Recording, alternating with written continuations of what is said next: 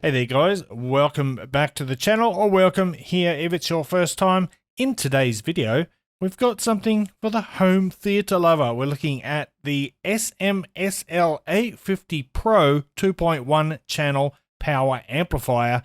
Let's get it.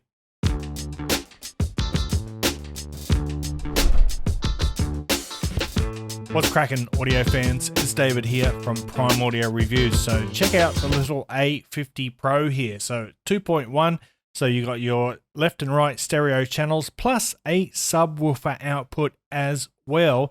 Now this little guy is coming in at a price of $89 US. And when I say little, check it out. Fits in the palm of my hand, quite literally.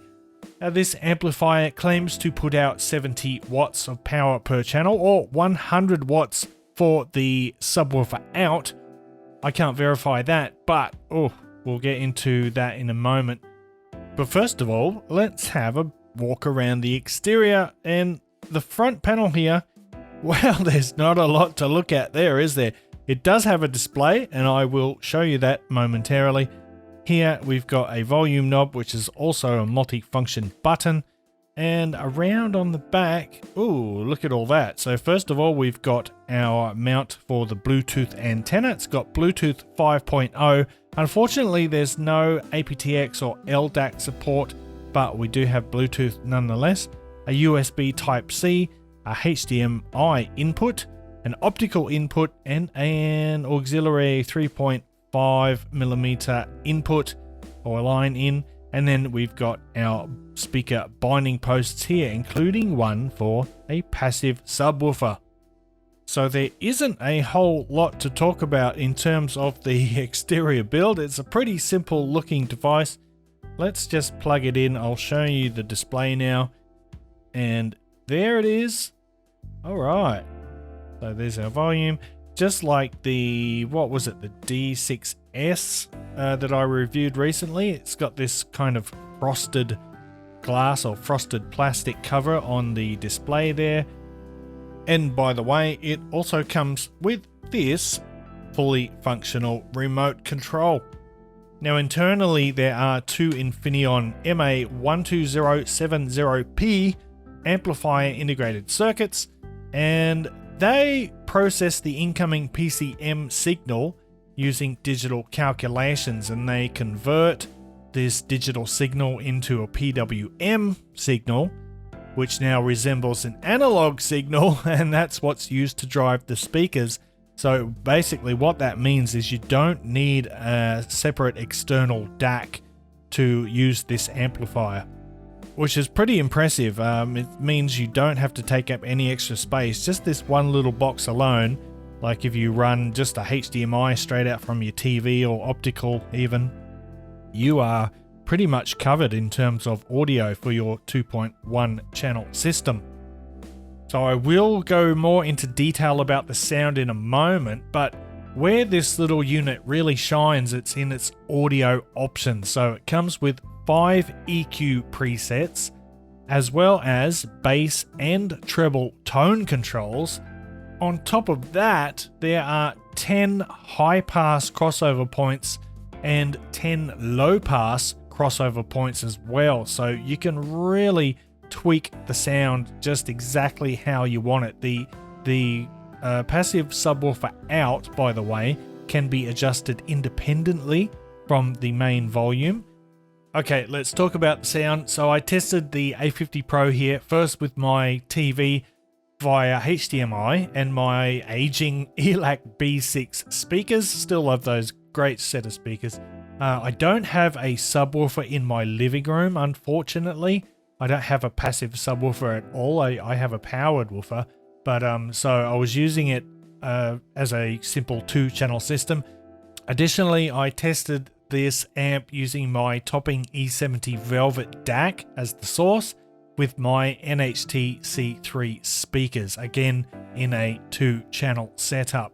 Now I don't know if that claimed 70 watt per channel is accurate, but I can say with certainty that this little guy is more than a match for both of the pairs of speakers I tested, and it's loud enough to make my windows shake like they're auditioning for America's Got Talent or something. The sound is clear, it's accurate, and it's packed with detail. Now on the default settings, the A50 Pro sounds uncolored, it's got abundant clarity, it's beautifully clear and crisp.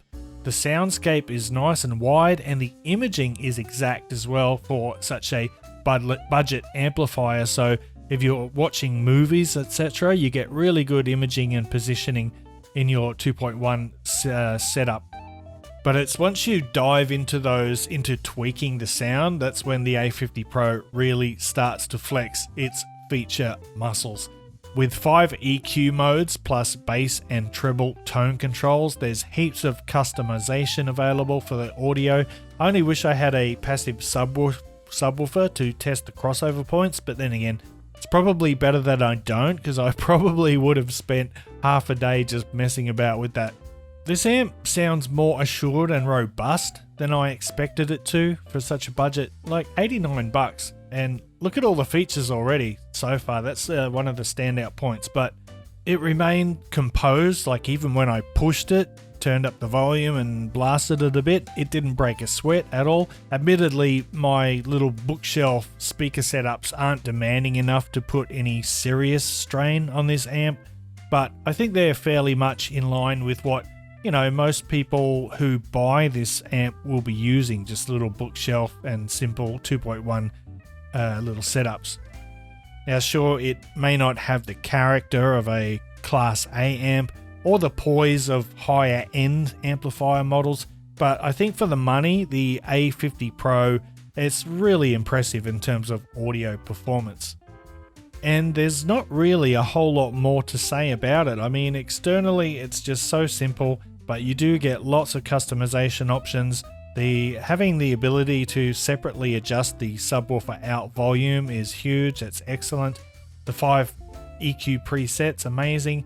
All that for just 89 bucks. So look, if you are into home theater, if you have a 2.1 channel system and you're looking for something to power for movies, it's also great for music. This is as a stereo amplifier, which is not surprising in the least. I mean, SMSL, they generally make fantastic products.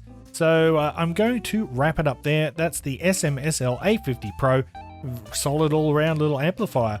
Thanks for watching the video. If you liked it, give it a thumbs up, Parfam audiophile style. And if you're new here, consider hitting that subscribe button before you go. And until next time, I'll see you later.